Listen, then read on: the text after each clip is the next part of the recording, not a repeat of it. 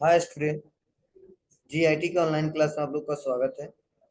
और आज की क्लास में लोग सीखने वाले हैं अकाउंटिंग के बेसिक टर्म्स के बारे में, जिसमें हमने पिछले क्लासेस में आपको बताया था एसेट्स, ट्रांजैक्शन, एंटिटी और अकाउंटिंग पीरियड के बारे में हमने बताया था। और आज हम लोग एक एक करके स्टेप बाय स्टेप सीखेंगे।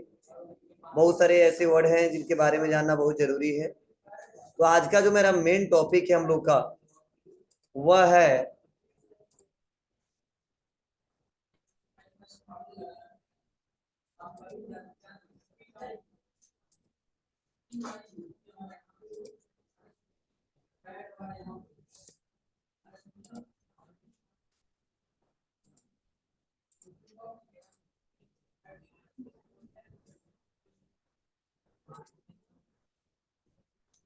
ध्यान देना सभी लोग। आज के क्लास में वो जानने वाले सबसे फर्स्ट वो जानने वाले हैं एक्सपेंसेस के बारे में, कि व्यापार में रियल में एक्सपेंस किसे कहते हैं, एक्सपेंस के टाइप्स कितने हैं और रियल में व्यापार में एक्सपेंस किसे बोलेंगे। वो आज के क्लास में एक एक करके स्टेप बाय स्टेप सीखेंगे और जानेंगे। तो देखो, सबसे पहले एक्सपेंस का मतलब आप जानते हो क्या होता है? खर्च। बोलो। अब व्यापार में किसको खर्च कहते हैं यह समझने की कोशिश करना। जैसे एक बिजनेस में खर्चे हम लोग कब बोलेंगे रियल में हमने खर्चा कर दिया है, इसको हमको समझना है। और मेरे व्यापार के लिए क्या खर्चे हैं या अदर व्यापार के लिए मैक्सिमम खर्चे क्या होते हैं वह डिस्कस करने वाले हैं। तो पहले खर्च के बारे में समझिए। देखो, व्यापार को चलाने के लिए, ठीक है, व्यापार में हमको बहुत सारे खर्चे करने होते हैं। ठीक है, वो ऑफिस से रिलेटेड हो सकते हैं, ठीक है, और प्लस सामान जो हम लोग खरीदते हैं उससे रिलेटेड हो सकते हैं। मतलब मैक्सिमम यही सब आते हैं व्यापार में खर्चे। अब कैसे बोलेंगे ये खर्चा है, तो चलो इसको हम एक एक करके एग्जांपल के साथ समझते हैं। फॉर एग्जांपल, जो हमारा व्यापार है और मैं व्यापार को चलाने के लिए मैंने ये जो बिल्डिंग लिया है, क्या लिया है? ये जो बिल्डिंग हमने लिया है वो हमने रेंट पे लिया है। क्या लिया है जी? रेंट पे लिया है। तो देखो, या रेंट हर महीने हमको पे करने होते हैं। करने होते कि नहीं करने होते हैं? करने होते हैं। यह हमारे व्यापार के लिए एक प्रकार का एक्सपेंस है। फिर से इस बिल्डिंग में हम संस्था चला रहे हैं, बहुत सारी इम्प्लाई हमने रखा है। बोलो। बहुत सारे इम्प्लाई रखा है, उनको हम सैलरी पे करते हैं, सैलरी देते हैं। वह हमारे व्यापार के लिए एक प्रकार का खर्च है, मतलब एक्सपेंस है। ठीक है, और क्या खर्चा हो सकता है हमारे व्यापार के लिए? ठीक है, इलेक्ट्रिसिटी बिल का, ठीक है, ये भी हर महीने बहुत सारे खर्चे आते हैं इसके। ठीक है, और भी मेरे व्यापार के लिए क्या होंगे? हम बैग मंगवाते हैं, ठीक है, आपको नोट्स प्रिंट करके देते हैं, नोट्स से रिलेटेड प्रिंटिंग स्टेशनरी के खर्चे हो सकते हैं। उसके बाद से देखो यहाँ पे बैग, उसके बाद से बुक, ये सब हम क्या करते हैं? खर्चा ही करते हैं। और भी बहुत सारे छोटे छोटे हैं, ठीक है, लेकिन जो हमारे व्यापार में मैक्सिमम जो खर्चे हैं हर महीने जो होते हैं यह मैक्सिमम यही होते हैं। मतलब जिस बिल्डिंग में रहते हैं रेंट देते हैं उसका, ठीक है, जितने हमारे यहाँ जो टीचर है उनका सैलरी पे किया जाता है, ठीक है, हर महीने बिजली का बिल आता है वह पे किया जाता है, बैग मंगवाते हैं, नोट्स छापते हैं, देखिए बुक मंगवा के आपको देते हैं, इसके लिए हमेशा खर्चे करते रहते हैं।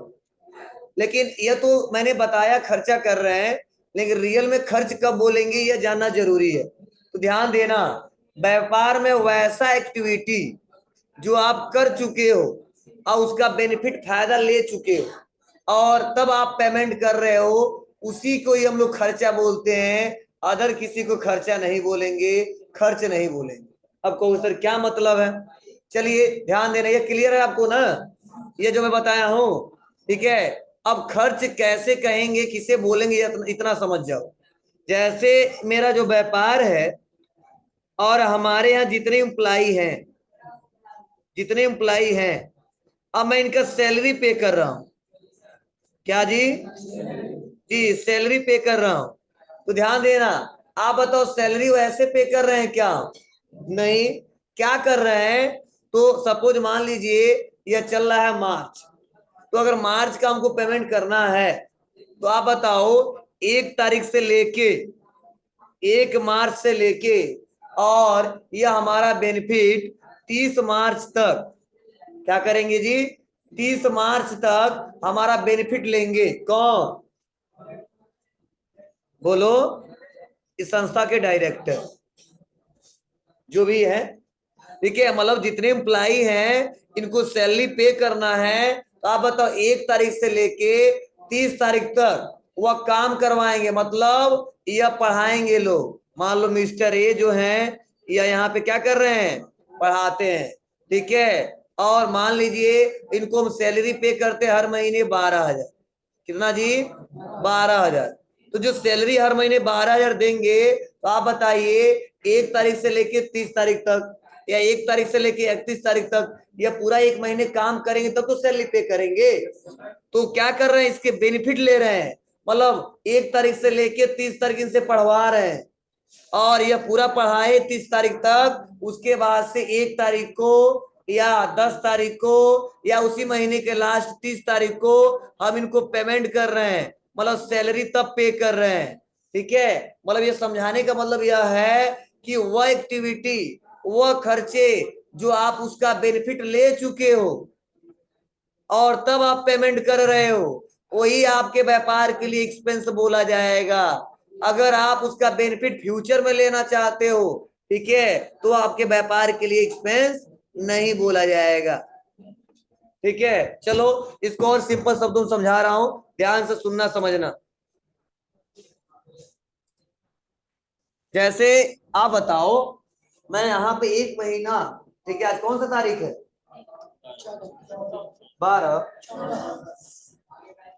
14 मार्च। तो बताओ मैं 1 तारीख से लेके 30 तारीख तक काम करूंगा ना, तब इस महीने के लास्ट में बोलेंगे सर से, ठीक है, मुझे सैलरी चाहिए। ठीक है, तो अगर मान लो वह सैलरी आज ही ले लिया तो क्या सर अपने बुक ऑफ अकाउंट में क्या लिखेंगे? सैलरी में एक्सपेंस लिख देंगे क्या? नहीं लिखेंगे। क्या लिखेंगे? अगर आज 14 तारीख है, अगर मैंने उनसे पैसा ले लिया जाके 12,000, ठीक है, तो अपने बुक ऑफ अकाउंट में एक्सपेंस लिखेंगे? नहीं लिखेंगे। क्या लिखेंगे? एडवांस। क्या जी? सैलरी ऑफ एडवांस कितना? इतना। मतलब वहां पे खर्चा नहीं दिखाएंगे इतने का हमने खर्च कर लिया, वो दिखाएंगे एडवांस हमने सैलरी दे दिया। इनको जिनको दिए उनके नाम से रिकॉर्ड करेंगे। तो आप बताइए क्या जो एडवांस पैसा दिए हैं उसका बेनिफिट आगे नहीं लेंगे? लेंगे। मतलब पूरा 14 से लेकर 30 तारीख तक पढ़ाऊंगा और इस महीने में मैं 35 से सैलरी उनसे नहीं मांगूंगा क्योंकि उन्हें सैलरी पहले ही दे चुके हैं। ठीक है, तो ध्यान देना। लेकिन यही मैं 1 से लेकर 30 तक काम कर दूं और तब पैसा लूं, तो अपने बुक ऑफ अकाउंट में लिखेंगे कि सैलरी के लिए एक्सपेंस हमने इतने का कर दिया। क्यों? क्योंकि हम उसका बेनिफिट ले लिया है और बेनिफिट लेने के बाद से तब पे किया है। ठीक, इसी बोलते हैं हम लोग क्या? एक्सपेंस। मतलब व्यापार में खर्चे बहुत सारे हैं, ठीक है ना, लेकिन ध्यान देना बुक ऑफ अकाउंट में एक्सपेंस को उसी को रिकॉर्ड करते हैं जिसका बेनिफिट ले चुके हैं और पैसा दिए। ठीक है, अगर आप बेनिफिट ले चुके हो पैसा नहीं दिए हो तो वो थोड़ा सा एक्टिविटी अलग हो जाएगा। ठीक है, अभी बेनिफिट लेना है, पैसा पहले दे दिए हो तो वो अलग हो जाएगा, और बेनिफिट ले चुके हो, पेमेंट तुरंत कर दिए हो या 1 दिन के बाद दे दिए हो, ठीक है, तो उसका मतलब अलग हो जाएगा। अब क्या अलग होगा समझिएगा, इसमें 3 कंसेप्ट निकल के आएंगे। चलो आप बताओ, मैंने 12,000 एडवांस ले लिया, किनसे? सर से। तो आप बताओ मैंने बुक ऑफ अकाउंट में एडवांस में लिख के उनके व्यापार के लिए 12,000 रुपये क्या होगा? एक्सपेंस होगा या लाइबिलिटीज होगा या एसेट्स होगा या कैपिटल होगा या ड्राइंग होगा? क्या होगा? इतना मैं पढ़ाया हूं, थोड़ा दिमाग लगा के बताओ तो। ठीक है, एक टेस्ट है तुम लोग का, देखते हैं कैसे क्वेश्चन सॉल्व करोगे। बताइए, हमने 12,000 ले लिया है, ठीक है, सर ने 12,000 दे दिया है।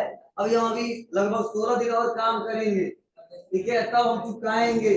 तो सर के व्यापार के लिए वो 12,000 क्या होगा, यह हमको बताइए। जितना मैं पढ़ाया उसी से रिलेटेड है, ठीक है। अभी हम बता के अच्छा यही है, ठीक है, बताइए। ये अगर ऐसे दिमाग नहीं लगा के अगर पता कर पाओगे ना, तो अकाउंटिंग अब रटने वाला नहीं है, समझने वाला। कोई तो बता दे क्या बाबू। लाइबिलिटी, लाइबिलिटी का धातु क्या है? अरे जो है पूरा धातु उठाओ, आरस के मतलब एक। चलो और तो किसी ना, हाँ ना ना कुछ क्या होगा? एसेट, एसेट नहीं एसेट। चलिए एक लड़का एसेट बोल रहा, और कोई एसेट। तुम लोग अरे देख देख के सर दिमाग लगा बोलो।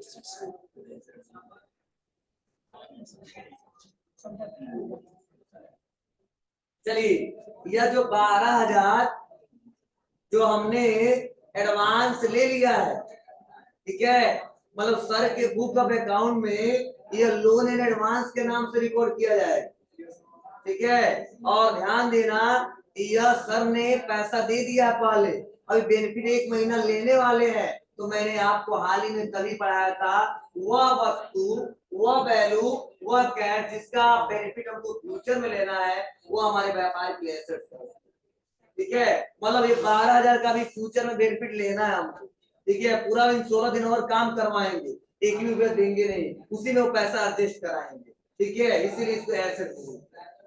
सर से जो भी पैसा हम एडवांस लेते हैं, सर के व्यापार के लिए संपत्ति बोला जाएगा, मेरे लिए कर्ज बोला जाएगा। मैं बोला बिजनेस के लिए क्या बोला जाएगा, ना कि हमारे लिए, हमने एडवांस लिया है ना, मेरे लिए कर्ज होगा, हमको देना है। अब कैसे देना है, काम करके चुकाना है या वैसे नगद देना है, वो मेरा लायबिलिटी होगा, सर का लायबिलिटी नहीं होगा। उनके व्यापार के लिए क्या होगा, एसेट होगा। लेकिन कौन सा एसेट होगा, जब कहेंगे दूसरा लोग चुकाएंगे नहीं, मतलब एक ही महीने में चुका देंगे, 2 महीने में चुका देंगे, क्या बोले जाएंगे, करेंगे, ठीक है। चलिए दिमाग मत लगाइए। चलिए आगे बढ़ते हैं, देखते हैं और भी क्लियर करते हैं हम लोग आगे कंसेप्ट। तो हमें पूछना पड़ेगा क्या कैसी एक्टिविटी है। तो चलो आप बताओ, जो हमने एडवांस ये पैसा, हमने मेरा व्यापार एडवांस जो पैसा दे दिया, ये मेरे व्यापार के लिए क्या बोला जाएगा बाबू, एसेट्स। क्लियर है सबको। लेकिन वही मैंने 1 तारीख से लेके और मैंने 30 तारीख तक काम करवाया और तब सैलरी पे कर दिया, हमारे व्यापार के लिए बस लिख देंगे एक्सपेंस हमने किया है। क्लियर है। लेकिन वही मैंने 1 तारीख से लेके और 30 तारीख काम करवाया और मैंने पैसा बोला कि बाबू मैं अप्रैल में नहीं मई में दूंगा। कब दूंगा, मई में। क्यों, क्योंकि व्यापार मेरा चला नहीं, फीस जमा हुआ नहीं, तो आपको सैलरी नहीं देंगे, ठीक है। कुछ पैसा और जमा होने दीजिए तब मैं आपको पैसा दूंगा। कब, मई में। आप बताओ यह पैसा सर के व्यापार के लिए क्या होगा, जी लायबिलिटीज होगा। यही हम समझाना चाहते हैं,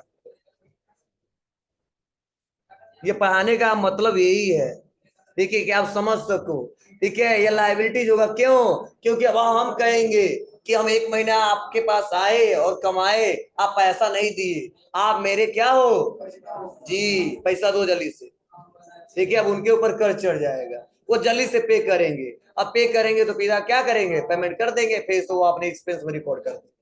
समझे, मतलब इस पैसे को, जो पैसा मतलब खर्च तो कर दिया है, लेकिन उस पैसे को पेमेंट नहीं किया है। ध्यान देना, मतलब एक्सपेंस किया है ठीक, लेकिन पेमेंट नहीं किया है, ऐसे पैसे को क्या बोलते हैं, लायबिलिटीज बोलते हैं।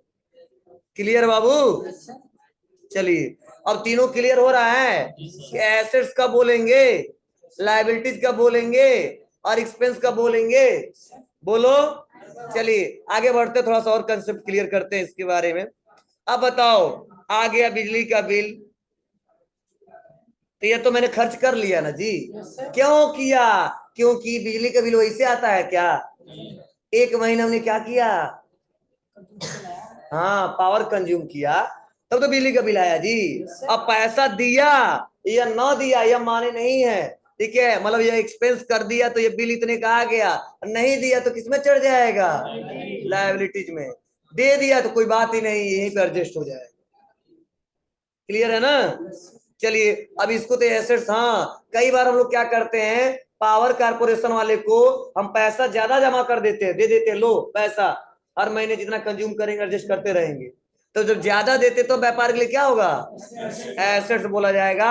ऐसी बड़ी बड़ी कंपनियां करती हैं, उसे बोलते हैं डिपोजिट एसेट्स, मतलब पैसा पहले डिपोजिट कर देता है कि पावर की कमी ना हो। ठीक है, हम लोग नहीं करते हैं, बड़ी बड़ी कंपनियां बहुत करती हैं। क्लियर है बाबू। चलिए अब यह एक्सपेंस में एक व्यापार के लिए आप बताओ, चलो मैं कंसेप्ट अभी क्लियर कर रहा हूं। अब बताओ रेंट हम लोग कब देते हैं जी, पूरा 1 तारीख से लेके और हम 30 तारीख तक क्या करेंगे, इसमें पढ़ाएंगे, बोलो। तब तो मालिक कहेगा बाबू पैसा दो।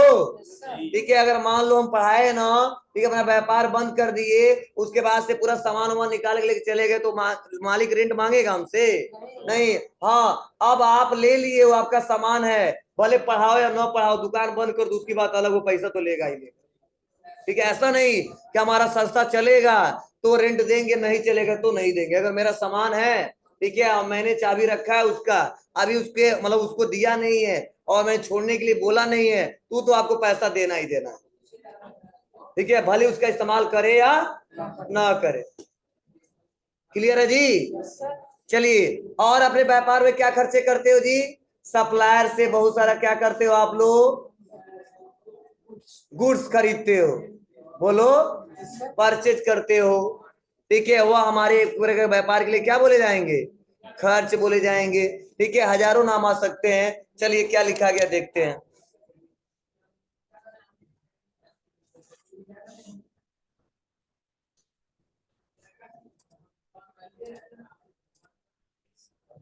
एक्सपेंस, देखिए यहाँ पे बताया जा रहा है, इसके बारे में पहले बता चुके हैं।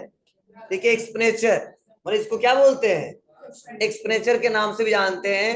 कहा जाता है गुड्स को प्रोड्यूस मतलब उत्पादन करने तथा गुड्स की सेल सर्विस करने में होने वाले खर्च क्या बोले जाते हैं, एक्सपेंडिचर मतलब एक्सपेंस कहलाता है। जैसे रॉ मटेरियल को खरीदने में लगने वाला खर्च, सैलरी का पेमेंट, ऑफिस एक्सपेंस आदि।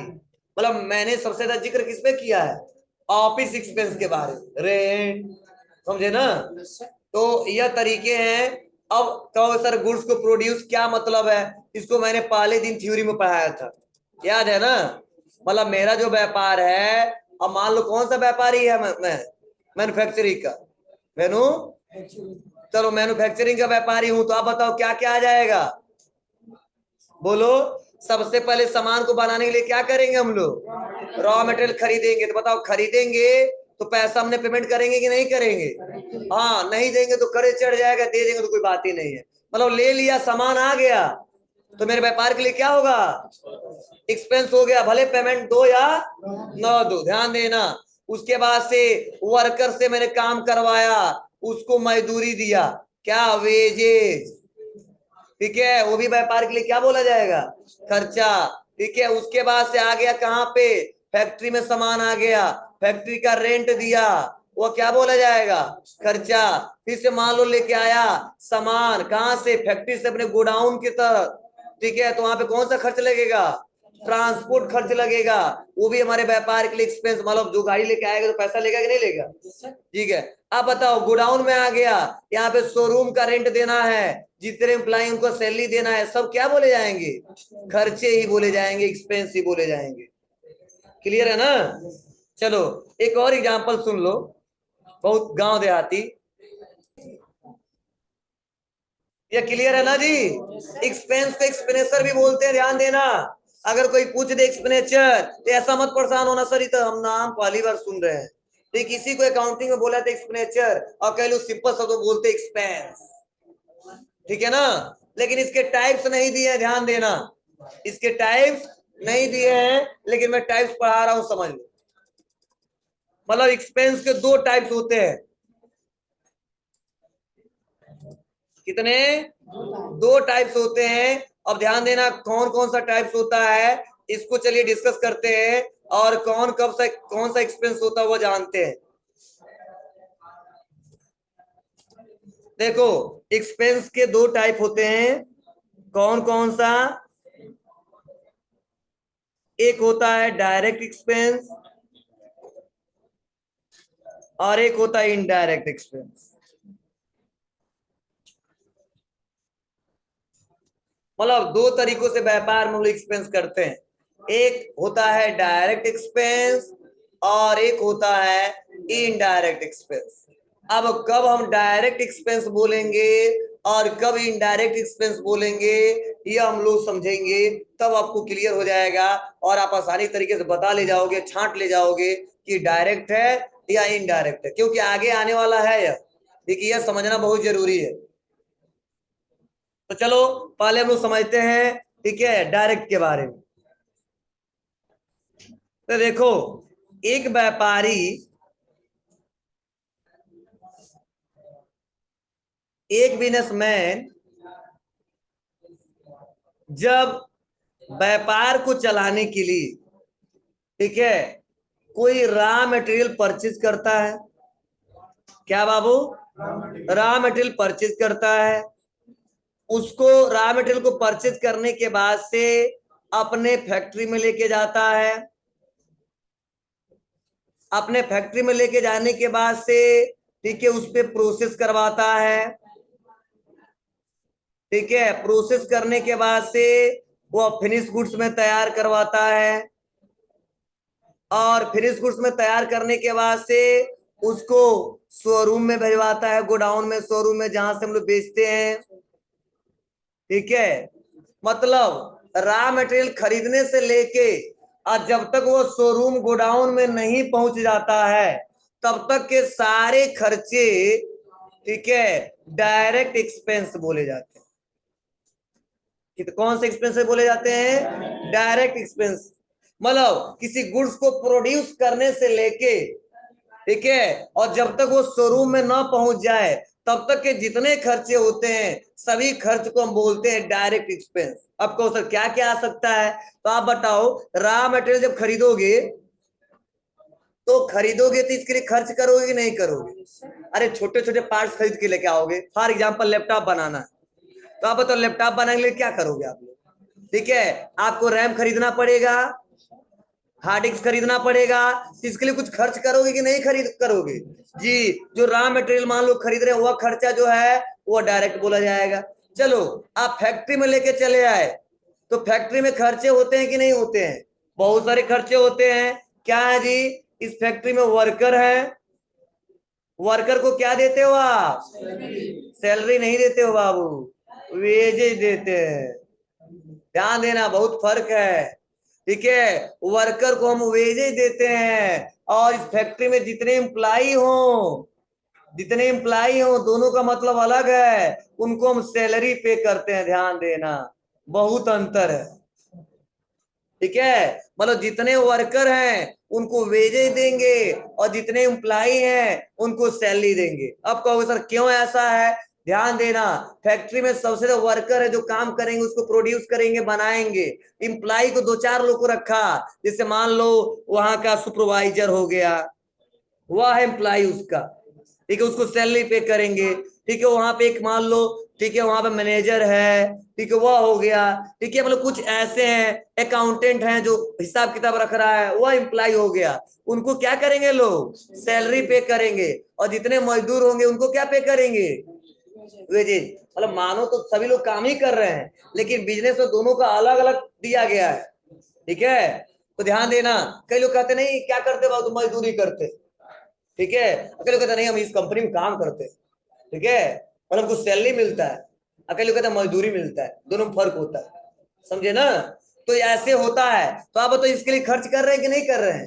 कर रहे हैं। आप बताओ, ये रॉ मटेरियल जब आप खरीदोगे, तो क्या अपने स्टेट से ही खरीदोगे क्या? नहीं, आप अपने स्टेट में भी खरीद सकते हो, अपने सिटी में भी खरीद सकते हो, और अदर कंट्री से भी खरीद सकते हो। तो आप बताओ, वहां से लेके और मेरे फैक्ट्री तक आने में खर्च होंगे कि नहीं होंगे? होंगे। क्या भाड़ा लगेगा? ट्रांसपोर्ट का खर्च लगेगा। ये भी हमारे व्यापार के लिए क्या होगा? डायरेक्ट एक्सपेंस होगा। मतलब इतना समझ जाओ, किसी गुड्स को प्रोड्यूस करने से लेके जब तक वो गोडाउन शोरूम तक ना आ जाए, मैक्सिमम, ठीक है, खर्चे हमारे क्या बोले जाएंगे? डायरेक्ट एक्सपेंसेस बोले जाएंगे। ठीक है, उसके बाद से शोरूम में आ गया, उसके बाद से जितना सेल करने से लेके, एडवर्टाइजमेंट करने से लेके, एम्प्लॉइयों का सैलरी देने से लेके जितने खर्चे होंगे, जब तक बिके ना तब तक के सारे खर्चे हमारे क्या बोले जाते हैं? Indirect expenses. अब कहोगे सर सवाल यह कि इसमें भी इलेक्ट्रिसिटी बिल आएगा, इसमें भी आएगा, सैलरी इसमें भी आएगा, सैलरी इसमें भी आएगा, रेंट इसमें भी आएगा, रेंट इसमें भी आएगा, तो कैसे पहचानेंगे कि ये डायरेक्ट है और ये इनडायरेक्ट है? तो चलो मैं कुछ वर्ड बता रहा हूं, जिसको याद कर लेना, जिससे आपको क्लियर हो जाएगा और आसानी तरीके से पहचान लो।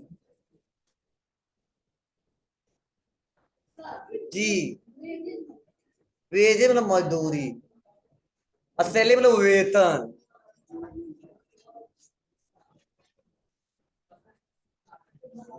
जैसे मान लो हमारे यहाँ, या जिस बेंच पे बैठे हो, मान लो झगड़ा करके तोड़ दिए, ठीक है, तो हम किसको बुलाएंगे? तुमको पहले पकड़ेंगे, ठीक है, बैठो, ठीक है, हम बुलवा रहे हैं कारपेंटर को, ठीक है, तो कारपेंटर आएगा बढ़ई, और आएगा 1 घंटा 2 घंटा जो भी लगेगा बनाएगा, तो कहेगा नहीं, हम 1 महीने के बाद तुमको पैसा देंगे। नहीं आया, और आने के बाद तुरंत कहेगा हमारा मजदूरी दीजिए, शाम को सब्जी खरीदना है। बोलो। ठीक है, तो ये ऐसे लोग आते हैं, ठीक है, हर व्यापार में आता है। चलिए ध्यान देना, आगे बढ़ते, थोड़ा सा कंसेप्ट क्लियर करते हैं। और अब कैसे पहचानोगे? तो देखो, कई बार लिखा रहता रेंट फैक्ट्री, ध्यान देना। तो आप बताओ क्या डिसाइड करोगे, कौन सा खर्चा है? डायरेक्ट। क्यों? क्योंकि अपने बोला है अभी कि जितने फैक्ट्री से रिलेटेड होते हैं खर्चे क्या बोले जाएंगे? जी। अगर केवल लिख दे रेंट तब तो आप अभी डिसाइड करोगे। अगर लिख दे रेंट और लिख दे इनवर्ड, क्या लिख दे? इनवर्ड, तब क्या बताओगे?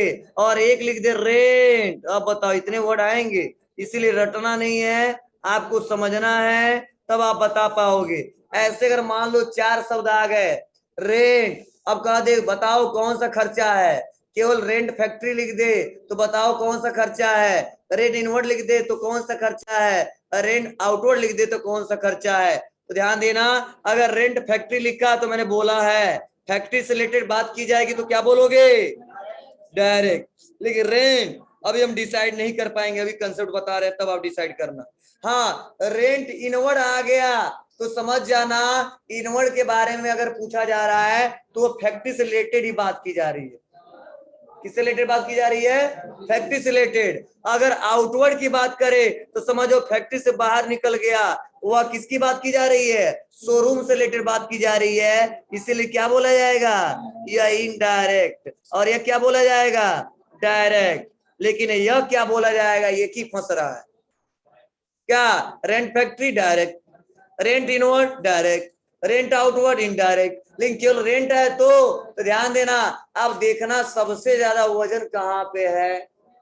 सबसे ज्यादा वजन का मतलब सबसे ज्यादा रेंट कहाँ पे देते हैं? फैक्ट्री में देंगे या अपने शोरूम उस गोडाउन में देंगे?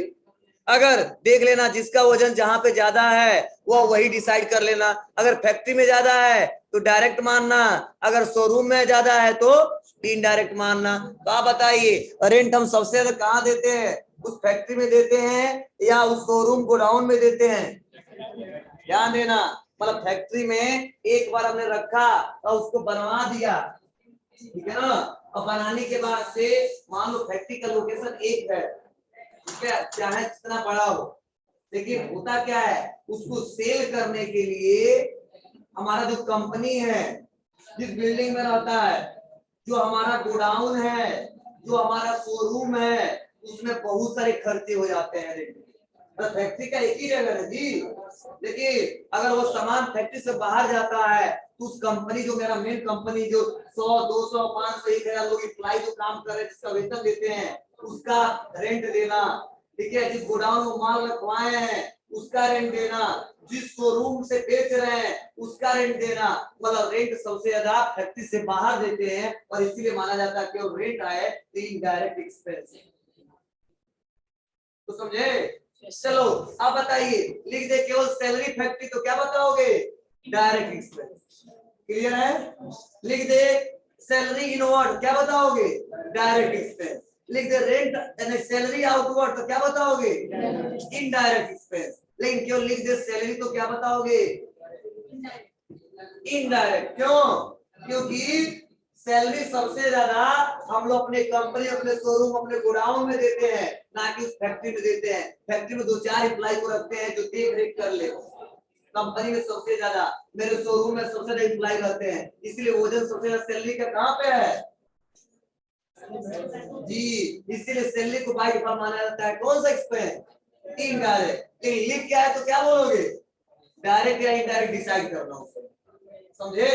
वेजेज, वेजेज क्या है? केवल वेजेज लिख क्या है तो क्या बताओगे? तो देखो वेजेज माना जाता है कि वेजेज का सबसे ज्यादा वजन कहाँ पे होता है? फैक्ट्री में या शोरूम में? फैक्ट्री में, क्योंकि हजारों लाखों लोग रहते हैं वर्कर।